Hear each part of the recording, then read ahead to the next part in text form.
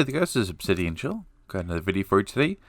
And if you recall, if you follow the forums or the DCUO Twitter, which I'm assuming most of you don't, but that's okay, because I rarely do follow the Twitter anyways. Back in November, they did a 10th anniversary episode bracket, or they announced it.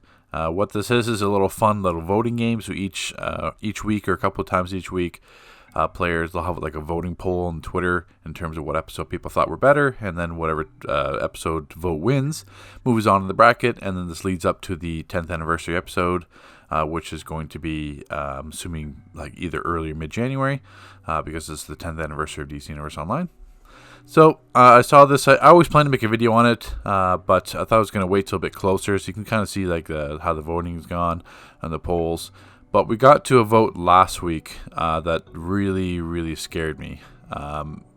So it's this one here. So our 10th anniversary bracket continues today with the Light of Crisis of the Origin War, or Wait.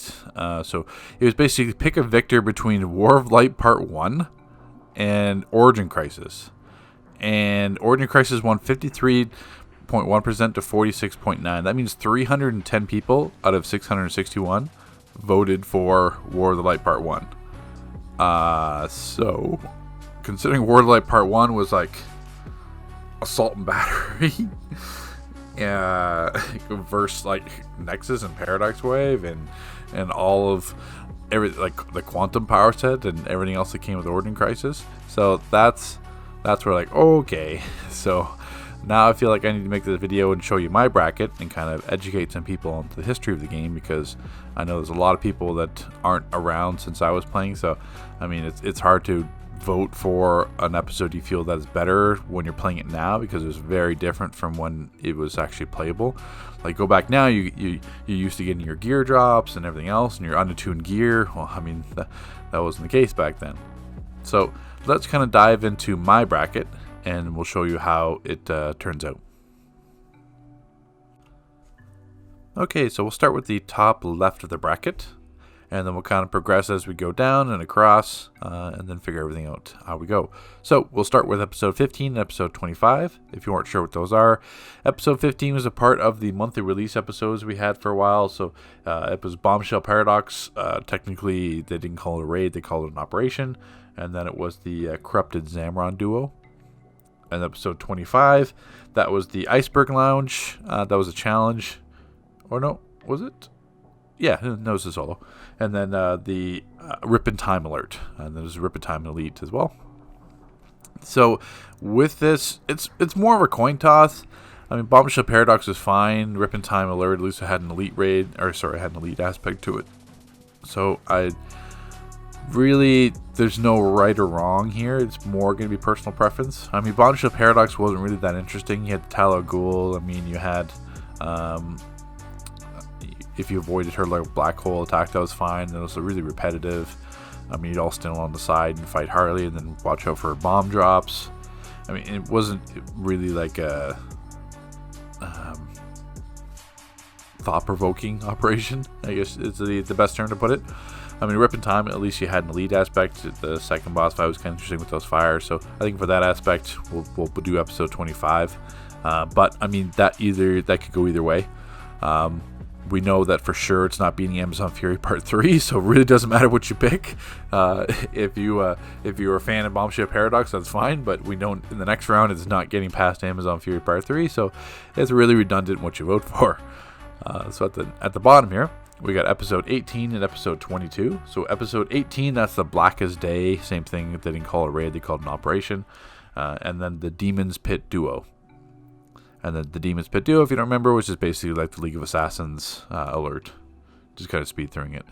And episode 22 was the Science Spire Challenge and the Phantom Zone alert. So the Phantom Zone alert, elite alert. So for me, even though the Phantom Zone was kind of an interesting alert, I mean, I can't, because I'm trying to rate these aren't raids that I'm trying to base on. I'm trying to base on episodes, which when you're basing an episode, you have to base on content. So if you only have a challenge and an alert for an entire month, you kind of exclude a lot of content for people to run. So that's why I'm always going to take a raid over an alert, even if it's like, not, I mean, unless it's like a terrible raid. But I mean, Blackest Day was actually a really good raid. It had a really interesting elite fight. It had interesting elite feats at the end. So, in terms of that, in terms of actual content, with being able to run a raid for 8 people, involving 8 people instead of just 4, I will certainly vote for that. Because, I mean, to not have a raid for an entire month, that's kind of a big hit in content, where you're just running alert every single day. So now it takes us back up to the top of the Amazon Fury Part 3 and episode 25. So Amazon Fury Part 3, that's where you're all going to remember. That is like Olympus, that is Gods and Monsters. That is going to be the Rising Hades duo. There's Seeing Shades solo. We had the Typhon Monsters Invasion. So Amazon Fury Part 3 was a giant release of content, as well as you had 2 OP items. There was the neck and the ring. It was either 2 or 3. I'm pretty sure it was 2. But yeah, it's Amazon Fury Part 3 was a giant release of content, so you certainly can't vote episode 25 about that. So Amazon Fury Part 3 definitely takes that W. And the next one, Amazon Fury Part 1. Amazon Fury Part 1 was, this one is basically, it was the release of, the biggest thing tied to Amazon Fury Part 1 is that's when they released League Halls. So when they released League Halls, you had to run Prestige to get your League Hall in the first place. The unfortunate part is Amazon Fury Part 1 had limited content. You had 2 solos, 2 duos, some daily missions in Gotham Under Siege, and an alert. So imagine you're trying to farm enough prestige to get your League Halls and unlock your amenities and stuff like that, and all you have to do is run solos, duos, and an alert. So it really wears you through not having a raid to run whatsoever for that entire content release. So that's the tricky part with Amazon Fury Part 1. War of the Light Part 2, that is Love and War. That's Rage and Purity. Various Impurity, that's the Xamarin Conversion Chamber alert. The Spark of Ion duo, the Spark of Parallax solo, and then Down to Metropolis. So War of the Light Part 2 really takes it from me. Love and War was interesting. You had basically the final fight. You had 2 choices in terms of how you could beat it. But Amazon Fury Part 1, it seemed like it had a lot of content, but it was just not a lot of content that people wanted to run. It's more excluding a lot of people just running like 2 solos and 2 duos and then daily missions every single day. So War of the Light Part 2 takes it for us. So if we drop down, War of the Light Part 1. War of the Light Part 1 was that vote that I was just talking about. So War of the Light Part 1, that is going to be like the Downtown Metropolis, Mogo's Command Center.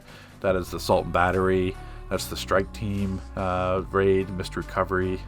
So it had a couple alerts in a raid, but it can't even hold a candle to Origin Crisis. Like, I'm not talking about like an elitist point of view, having it's because Paradox and Exodus were so hard. It's just, you have to look at the sheer volume of content we had for Origin Crisis. We had brand new alerts, the Brother Armies and Family Reunion. We had 2 raids. We had the first time we had solos as iconic players, like the Hunt and Test Subject number 1. So we had Bizarro and Huntress.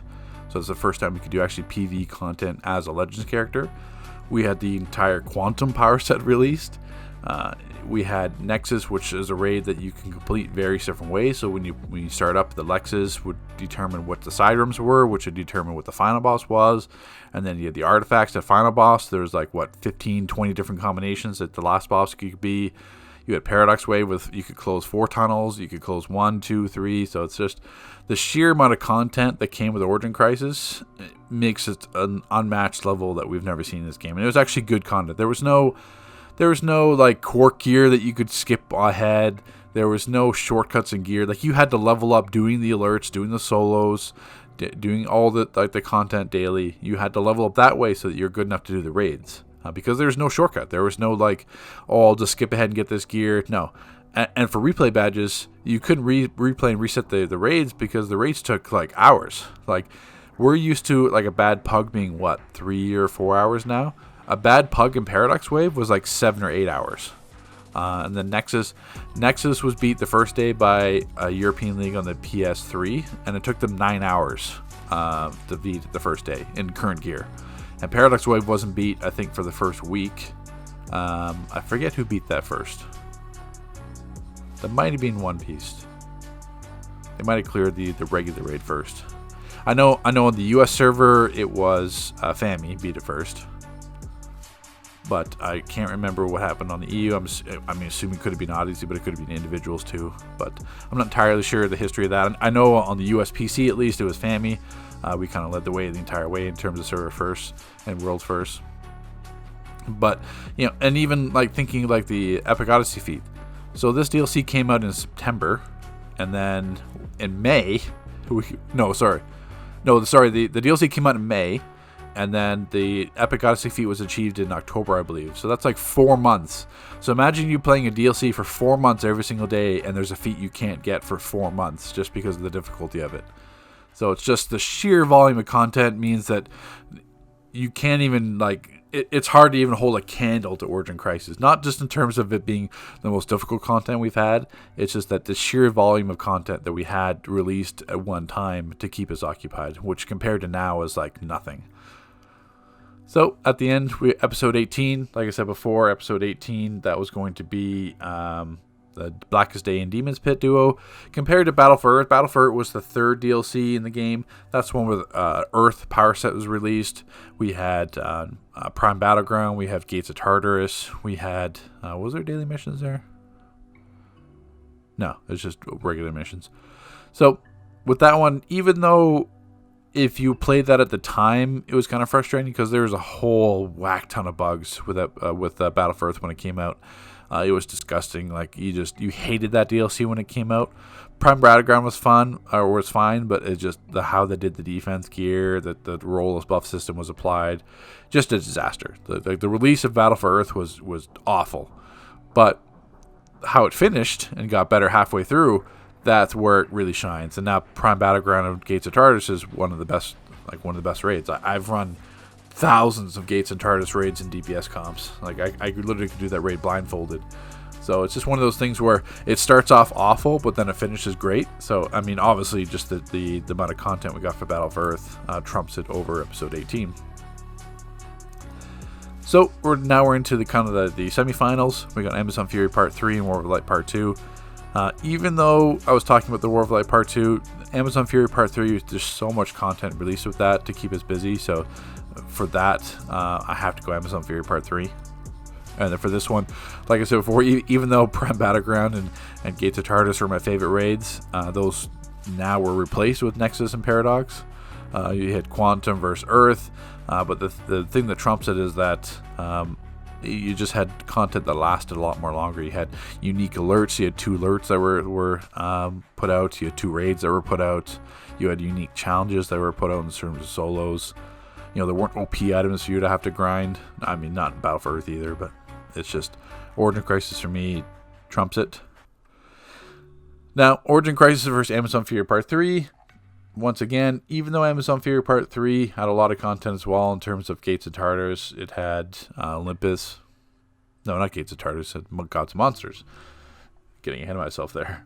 So, even though it had those content, you really still can't hold it a candle to Origin Crisis. Amazon Fury Part 3 was kind of like the copycat to Origin Crisis in terms of they tried to make a content that you had to gear up in terms of the system. Like they tried to eliminate those shortcuts, but really people just farmed the duo until they were high enough CR to unlock the purple at maximum, and then they can kind of go ahead. I mean, Olympus was a farm raid that took like 10 minutes. Gods and Monsters was a difficult elite raid, but then the problem was that it wasn't an interesting elite raid. That just on the second boss, where instead of fighting like 3 of the bosses, you're fighting now 6 of the bosses, like 2 of each kind. So it wasn't even really like a unique elite raid. They just said, okay, here's more ads or here's more bosses at you. So it wasn't really. And Olympus Elite, the only fun thing about Olympus Elite was the bird at the end, the gold, like the bobbing for the golden apple feat. I mean, that was fun with having to dodge like an eagle diving at you. But other than that, I mean, the Elite was the exact same thing. Like the first boss Elite didn't matter anything. The second boss Elite didn't do anything. So it's just, even though they had Elite content that was released with that, it still didn't hold up to it. And the thing you have to think about is, Origin Crisis was difficult. Like, there's so many people that thought Paradox Wave was the hardest raid in the game, that in the game's history, which I definitely agree with. But you have to think about it is, Origin Crisis you could revive as many times as you wanted. So you have these new raids like in Amazon Fury Part 3 that have rally timers, so they're adding artificial difficulty into it so that you only have like one revive.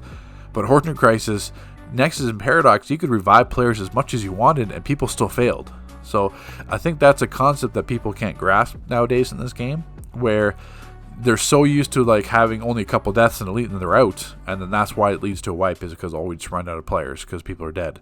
These raids in the past were so hard mechanically that you could have revived people as much as you wanted and you still failed. So imagine that concept nowadays. It's kind of like SM, where like you could revive someone 30 times and you still fail SM. Well, people are now thinking SM, that's just a regular raid. I mean, that's how like the Foss raids were, the Batcave raids were.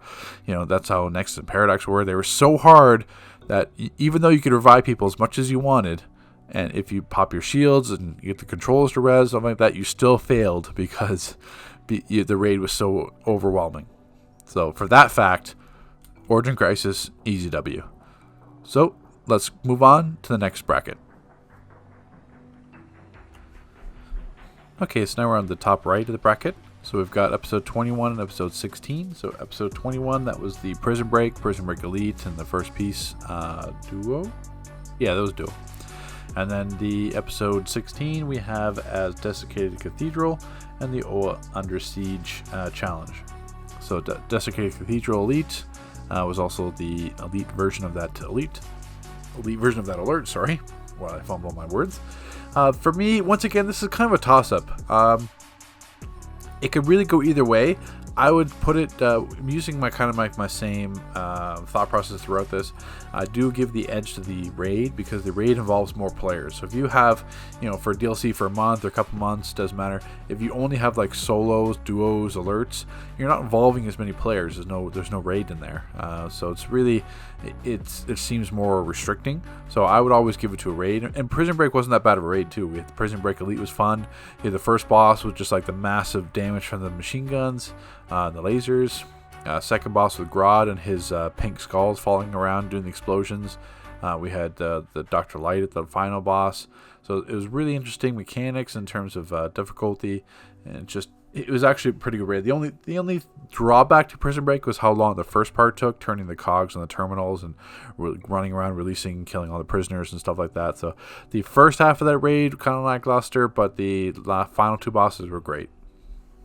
But so, I mean, if Prison Break was a raid, then I could possibly see giving it to Desiccated Cathedral. But, I mean, either way, coin toss. Last at the bottom of the bracket, we have Home Turf versus Last Laugh. Home Turf, really, the only thing that was, like, the Layers came out. Layers was huge and definitely iconic, but the same kind of process as, like, the Lightning Strikes being it only Lightning Power Set came out. Home Turf, the problem was the content that came out with Home Turf was awful. We had like a ridiculous amount of solo missions to do on all the islands. We had a ridiculous amount of collections to gather for all the layer amenities, like the sparring target and the bank items, the R&D stations, whatever. We had all those collections we had to gather from all over the place. It was just. And then everyone's looking for the collections, so you're literally going out to them either in like the PvP phase or like 5 o'clock in the morning when no one's there with a scanner trying to collect them, the nodes. It's just Home Turf. Layers were completely fun, interesting. Layer battles were there. It's just the concept of a layer system was great, but everything else to do with Home Turf was terrible. Like the Striker's Island, you had the missions just for the weapons in terms of that, in terms of the gear. All the daily missions were tedious on Striker's Island and in Ace Chemicals. So for me, Last Laugh was the first and only PvP DLC. So while some players didn't PvP, the concept of having a PvP-oriented DLC was that it didn't really force players, but it tried to get players involved in PvP. So we had new Legends characters. We had like 5 or 6 new Legend characters released with that DLC. We had the 2 PvP maps for Legends, were the Fortress of Solitude, and was it the Watchtower was the other one? I can't remember the second one. I know and then we had the 2 for regular PvP maps. So it's just, for me, Last Live wins out. Just because Home Turf, the content you had wanted you not to play the game. So for months, all you had to do was log on and do solo stuff. There's no raids, there's no alerts, it's just all solo stuff. So for Brings us back to the top. Halls of Power Part 1. So Halls of Power Part 1, that was going to be like your Lockdown, Relics of the Ungrind, Artifacts from the Past, Security Breach, Intergang. Intergang Crime Wave was the alert. So we had 2 alerts, 3 raids, massive content. Lockdown, you could do different, the same thing, similar to Nexus, but not to the same degree, where there's the different artifacts you have at the beginning of Lockdown, so you could see what you're going to be running with in the end. It was also interesting because we had to now be involved in people's league halls, so you can actually see people's league halls in the alert and the raid, and kind of experience different people's decorations and stuff like that, so that was unique. And episode 21 really doesn't hold a candle in terms of when you're looking at just Prison Break versus an entire DLC worth of multiple raids and unique layer access. So definitely Halls of Power Part 1 takes that for sure. The next vote, Wonderverse versus Hand of Fate. Now, a lot of people are going to hate on Wonderverse just because of all the bounties and stuff like that, but I mean, Hand of Fate was Seeds of Rot, Unpaid Dues, Black Dawn, Vengeance, Wayward Souls, and the Soul Academy. A lot of people, you have to know that when you played Hand of Fate, how bad it actually was. So Hand of Fate was, once again, it was the first concept of open world operations, so the bosses and all the raids took place outside. So I know a lot for PS players, they couldn't even get near the boss fights for Calypso and Tala because of all the lag of like all the clowns and stuff like that. You couldn't even get near that part of the city without lagging. And then they eventually moved them inside. On the PC side, I'm not sure if this happened on the PS side, but on the PC side, you could steal loot. So basically, you could sit in stealth by Eclipso, and then a group comes by, kills Eclipso. If you were there, you could steal loot from them. So imagine doing an entire raid and resetting, and you getting no loot on final boss because it's stolen by another group beside you. Imagine how frustrating that would be. That happened every single day. That your loot would be stolen by another group of players, sometimes by your own league mates. I remember cursing out people in league chat, saying like, stay the hell away from us while we're doing this content because you're literally stealing our loot. So I mean that was just one aspect of it. Then you had the other issues of being open world. So if you were doing the Tala fight outside and died to the clowns, villains could stay there and grief you. So they could turn your cog first before another player could, and you would spawn in like the teleport, like the safe zone. So then you have to go all the way back, and you can miss loot or miss damage, miss whatever. Same thing on the villain side. The Seeds of Rot, Swamp Thing took place in Gotham Park with all the supercharge crystals. So heroes could put down NPC heals and supercharges. So the villains could never kill Swamp Thing because of all the heroes healing it. So all like the griefing on it. Then you had, imagine an entire raid where you have to like traverse all over the place. So you have to wait like 15-20 minutes to fight Eclipso because you're waiting for group members to fly across the entire city. So it's just, it was a failed concept. Hand of Fate was awful. It was not fun to play whatsoever. It was just that we were forced to. So for me, the Wonderverse was actually quite fun. Fractured Godsphere was amazing. The bounty system, yeah, people hate bounties, but I mean, that was the first time of them trying bounties, so you can't really fault them for that. So Wonderverse, easy W here. If you vote for Hand of Fate, 100% you did not play during Hand of Fate, and you didn't realize how awful it was back then. So that brings us to Halls of Power 2 and Age of Justice. So Halls of Power 2, that's where it falls into...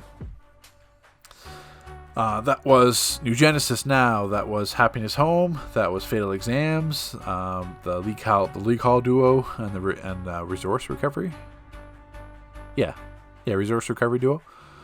And then, but Age of Justice was so much more. Age of Justice actually lasted us through Stats Revamp. So Age of Justice was War-Torn Village, War-Torn Area 51, Ultimate Soldier, Justice for All, War Crimes, Saving Justice.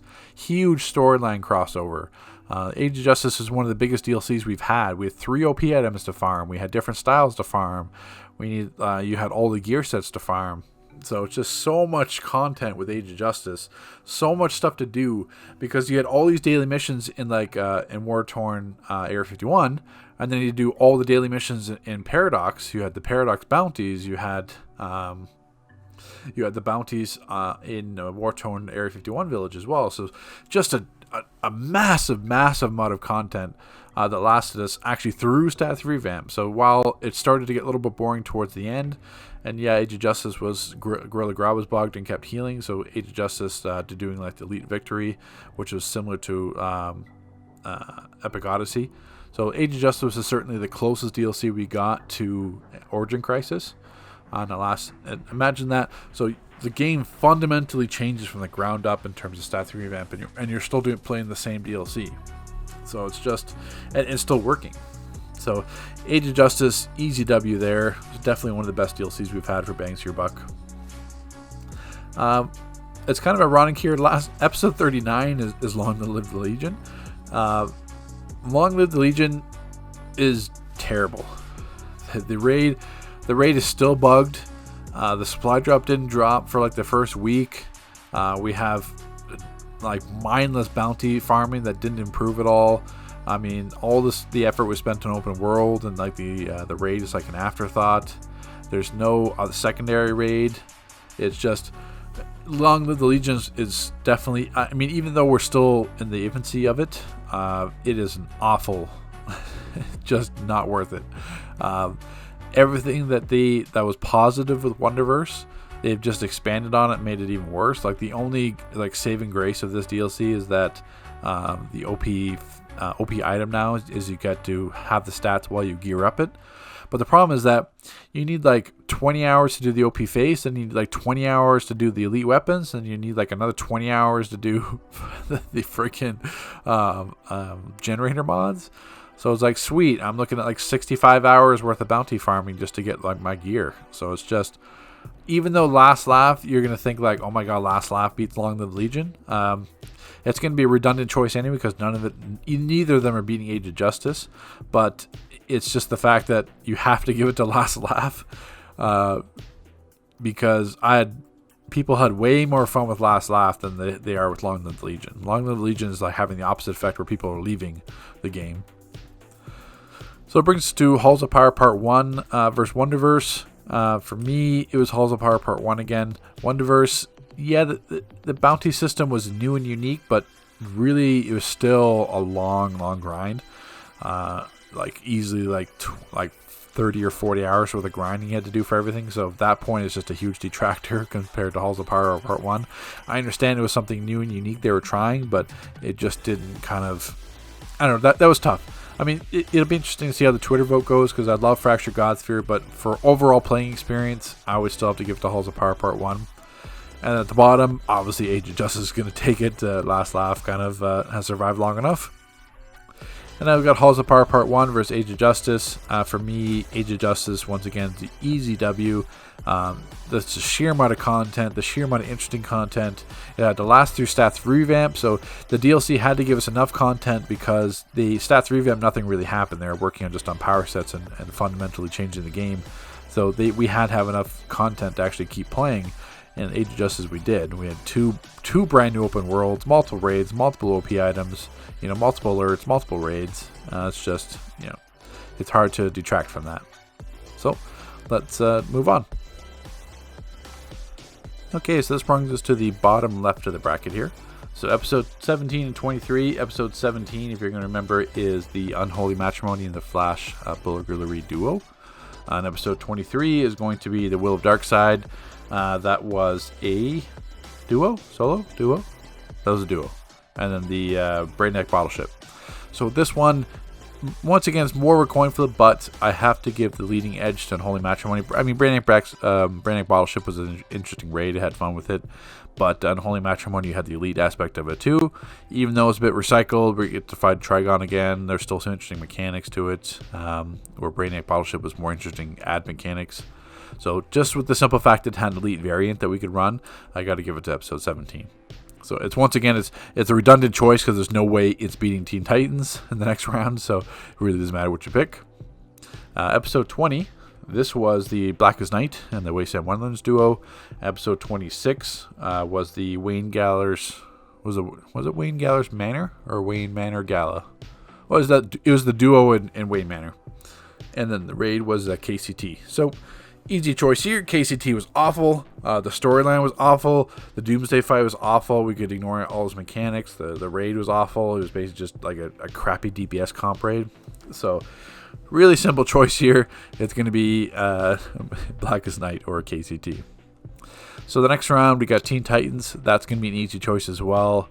You know, we had a brand new island. We had the bounties that were kind of interesting. The daily missions were kind of interesting as well. We had Sharon doing a Hive Alert. Or sorry, not Hive Alert, Hive Reborn. And then we had Milbarge doing Machine Elite. So it's really, Teen Titans are good at, we also had the Teen Titans targeted alert. We had Teen Titans, the duo there that would turn into later into SM. So Teen Titans for sure, just with the content release and actually great content release and great storyline. Definitely have to go there. Metal Part 1. Metal Part 1 was going to be something players might remember a bit more recently. Metal Part 1 was the Scarlet Speedster duo, or solo? Yeah, this was a solo. The Scarlet Speeder was a solo. Then we had the Batcave Breach Alert. We had False Idols. We had Monsters of Metal. And then we had the Gotham City open dailies. And with Lightning Strikes, while it was an iconic DLC, that's where the Electricity Power Set was released. That's when Central City was released. Really, besides that, there wasn't really anything to do. Like Lightning Strikes with the Tier 2.5 gear, the Amperage gear. We had a bunch of daily missions. We had a bunch of like daily bounties. We had to go around fighting all over the city. But then you couldn't do that unless you're in groups. So literally had to stay up till reset, which was like 1 or 2 a.m. back then.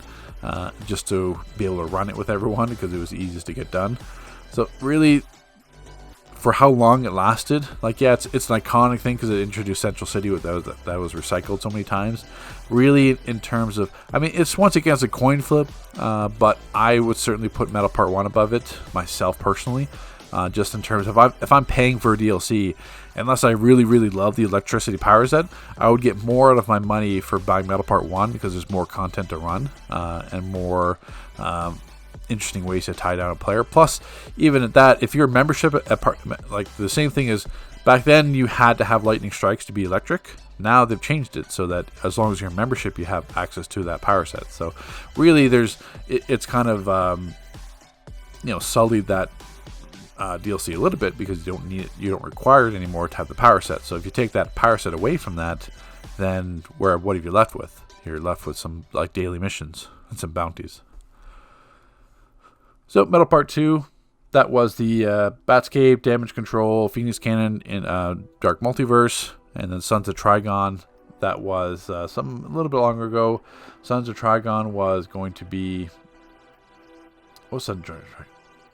Sons of Trigon, that was the Gotham Wastelands, which is interesting. But then we had 3 duos for some reason. And then we had the Trigon's Prison Alert, which was basically the only reward from Trigon's Prison was the weapons, like the unique weapons. And then we had that Raven bounty. So the reason why Sons of Trigon loses here is that Sons of Trigon lasted for 4 months. Almost 4 months. So imagine for 4 months, the only thing you can do is 3 duos and an alert. And then some like open world bounty. So Sons of Trigon just doesn't have it for me. It lasted for too long, not enough content. I don't want to run 3 duos every single day and an alert, and then that's it. Like there's no raids, there's no nothing. That's all you got to do for months, and the gear wasn't even good. So brings us back down to episode 20 versus Birds of Prey. Now Birds of Prey, it kind of goes back to Battle for Earth. The release of Birds of Prey was awful, just awful. So much lag, so many bugs. It was just brutal, unplayable. But the way that DLC episode finished up was great. Clock Tower was fun. Fire and Brimstone was kind of like the spammy raid, but it was still interesting at the same time. We had the Bot Metropolis missions. The bounty was really easy, but then we got the second bounty that was difficult. So in terms of how Birds of Prey overall finished up, much better. So that's why it has to go to Birds of Prey. So now we're looking at Teen Titans versus Metal Part 1. For me, once again, with Teen Titans being one of my favorite DLCs, and it's not even a personal bias, it's just that you had a lot of great content, a lot of unique content with Teen Titans, versus like where Metal Part 1 is that you didn't really feel that as much.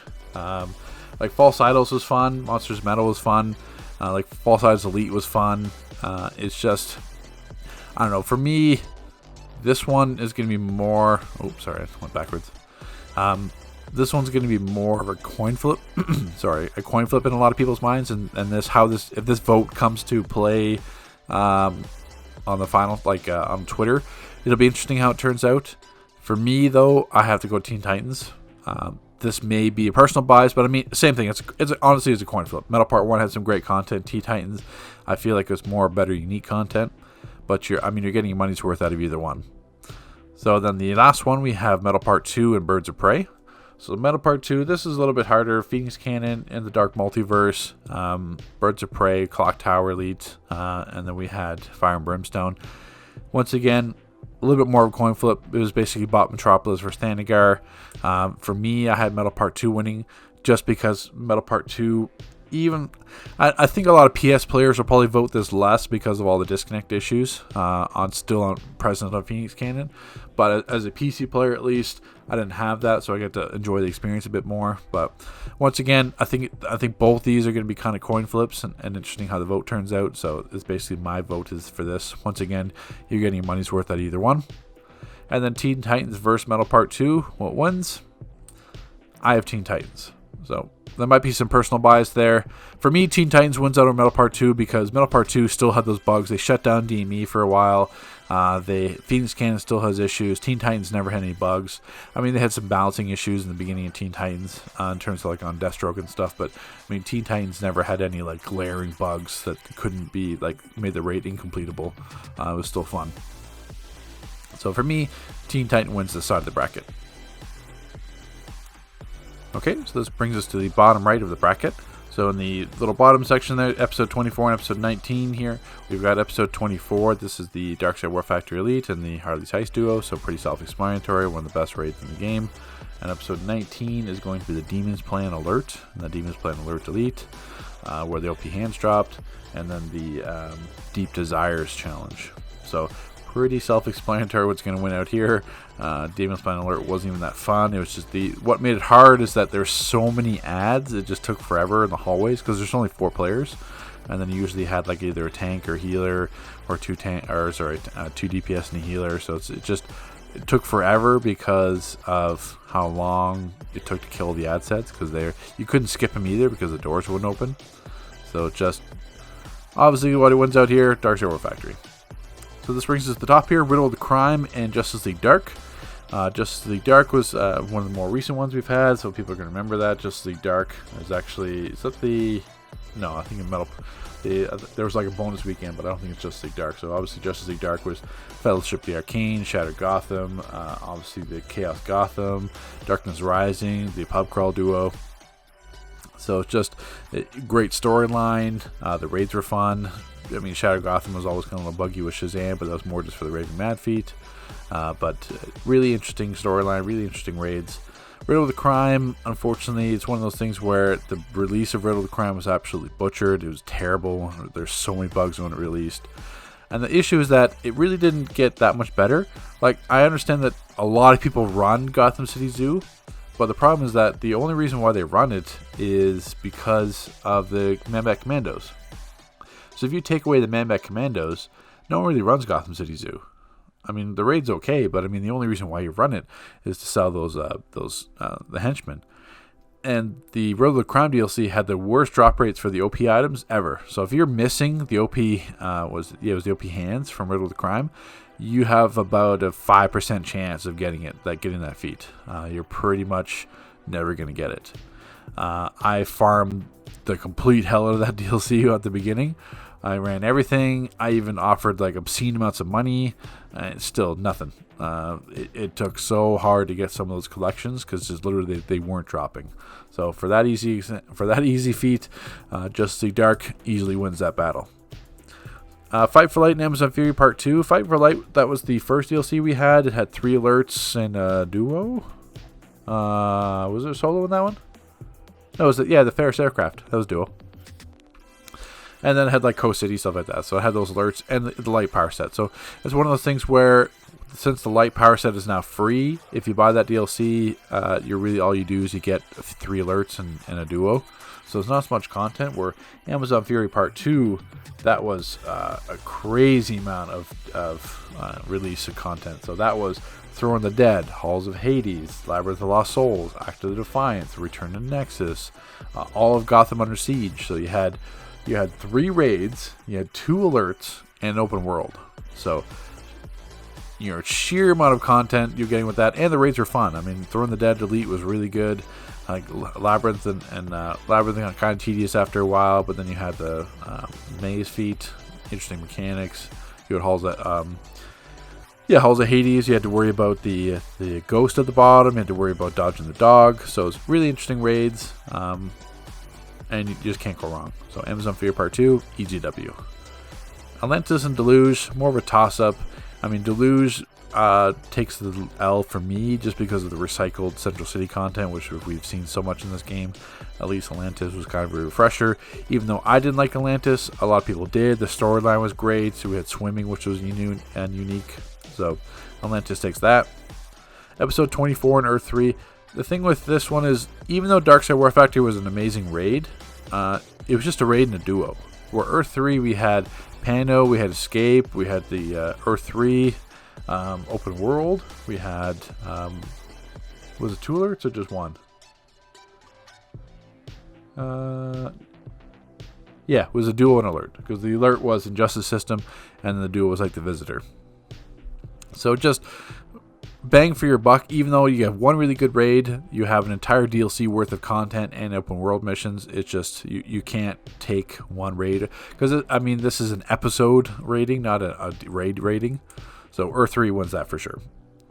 So Justice League Dark versus Amazon Fury Part 2. I mean, even though Justice League Dark was amazing in terms of the raids and the content release, Amazon Fury Part 2, it's hard to even hold a candle to that, just with the sheer amount of content we had, the sheer amount of fun we had.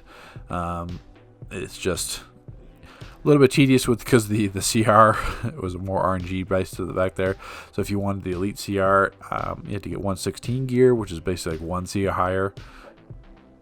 And then I think you had to worry about loot tables again. So, but still, Amazon Fury Part 2 lasted for so long. Atlantis versus Earth 3. This is more of a toss-up. For me, Atlantis sneaks above it just because of the storyline and the unique swimming aspect of it and some unique styles. Their DC wanted to do an Atlantis DLC for so long. It was tied to the movie. So for me, Atlantis ekes it out. It'd be interesting to see how that's voted on Twitter. But once again, for me personally, it's redundant because there's no way it's beating Amazon Fury Part 2 in the finale. It doesn't matter. Earth 3, Darkside War Factory, or Atlantis is not beating Amazon Fury Part 2, like Throne of the Dead Elite, Halls of Hades, Labyrinth. Just so much content, so much fun. So much bang for your buck. Nothing's beating Amazon Fury Part 2 in this bracket, so really it would have been a redundant choice anyway. So let's move on to the next bracket. So welcome everyone that clicked on this timestamp because you saw the 40-minute runtime of the video and thought, forget that. I'm not going to listen to Obsidian Chill talk for 40 minutes. But we've got the bracket finalized here, so this is what it looks like. At least my bracket. Now I feel that the DCO anniversary bracket should go. Once again, this is my personal opinion, but it's based on the fact that I've done every single DLC here from the time it was released. It's not just like I skipped like a year and then came back and ran them. I ran them when they're all relevant. So we've got Origin Crisis versus Age of Justice, and then Teen Titans versus Amazon Fury Part 2, and then the winners will be the eventual winner.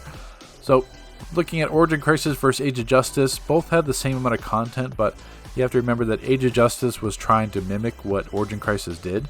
That's why Age of Justice like literally took the same bosses from like War Torn Paradox and literally took the same amount of bosses from there, like the bounties. But Origin Crisis just meant so much more to the game because it was basically like DC's first step into saying like, hey, like if you're not good enough to run these raids, then too bad. I mean, get better. Like that's was the mantra was when Origin Crisis released. It was that there was no hand holding, there was no way to skip gear, there's no way to skip content. If you couldn't run the raids, then you had to gear up, and then if you couldn't gear up because you couldn't run the alerts or whatever, then it was your SOL. because the developers at that time, even though they kind of backtracked on that later because they shouldn't be that as harsh because the DLC sales weren't as strong compared to previous ones because of that fact, they still had the guts to say, hey, if you want to complete this content, then you need to be good enough to run it. So, and the Origin Crisis, like we had the Quantum Power sets, we had Nexus and Paradox being huge raids. We had feats that were tied to those raids. Took forever. Took 4 months to get Epic Odyssey. Then we got the Speed feat as well. Took 4 months. So imagine 2 feats of a raid you can't get for 4 months. And that's legitimately running every single day, being max gear, stuff like that. We had specific items being tied to certain loot tables in the bosses, so you had to have like certain combinations of the bosses out at the end to get certain loot items. You had Nexus, where you could run multiple different ways. So you had also the villain side was different. So you had Lex's on the hero side. You had the Batmans on the villain side. You had the Batmans helping in Paradox in terms of their mechanics. The bosses had enrage mechanics. So just so much was tied into Origin Crisis. It's just, it's hard to beat that. You would have to have something pretty amazing to beat that. Age of Justice was close in terms of content. It also lasted us through Stats revamp.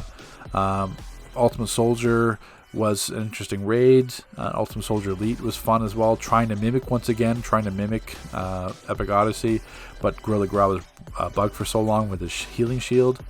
But it's still, I think Age of Justice was great because Origin Crisis came up pretty early in terms of DC's life cycle, where a lot of players don't remember that. So Age of Justice was nice for them because they got to experience kind of what Origin Crisis was like. So Age of Justice had 3 OP items you're supposed to farm, and you need like 3,000 marks to get everything. So for me, Origin Crisis definitely wins out for that, because I mean, you can't have a DLC try to mimic another DLC and then have that DLC like win out. It's just that, or Age of Justice tried to take the good things of Origin Crisis, and then incorporate stuff easy enough for a lot of people. But Origin Crisis still wins out. Teen Titans vs Amazon Fury Part 2 is a little bit harder. Amazon Fury Part 2, that's going to be Gotham Under Siege, Throne of the Dead, Halls of Hades, Labyrinth of Lost Souls, Act of Defiance, and Return to Nexus. Really great storyline. Teen Titans had a pretty good storyline as well. Teen Titans Island, unique bounties, brand new open world, Hive Elite and Machine Elite. For me, Amazon Fury Part 2 takes it just because the Teen Titans, the raids were good, but I felt that they could have been better. So like Machine Elite had like no feats whatsoever, like no interesting feats. So it had like no replayability. And then once you were geared up, Machine Elite literally takes like 6 or 7 minutes to complete. Like it's under 10 minutes. And it kind of follows the same progress where it's like, they could have done so much better with Machine Elite, but they forced you could pick which, like if they made it kind of like the Arc Custodian and Inner Sanctum, where you could choose which Hive Master absorb, but it wasn't. You was stuck to the same process. It kind of mixed up in terms of each time you ran to see which order would be to kind of make it different, but you had no control over it. Then it was like, okay, fight the boss, then fight ads, fight the boss, then fight ads, fight the boss, then fight ads. So it's just, while it was a good raid, it could have been a lot better. So that's why I have to give this to Amazon Fury Part 2, just with the consistency of the raids. Throwing the Dead was, even though we had two elite raids versus one, Throwing the Dead was something that was still a unique challenge for everyone in terms of having to run 3 tanks for some parts of it, because you had to separate the ads from the essence and then separate the essence from the boss. So it's just, the judges were kind of unique mechanics in terms of getting them down in health and them coming back out again. The teleport mechanics. You had some bugs in terms of like the quantum teleport and the clown box and stuff like that, but if a raid is so hard that people have to find bugs just to complete it or glitches just to complete it, then it's a pretty good raid. So then we have Origin Crisis versus Amazon Fury Part 2 as the finale, and once again, personal bias aside, you've seen me talk up Origin Crisis consistently throughout my channel, so it's pretty much an easy W. Origin Crisis was the defining moment of this game. It was the climax of this game. The storyline was amazing. We had unique raids for villains and heroes. We had different avenues you could choose. So each time you can make the raid different in terms of the artifact at the end.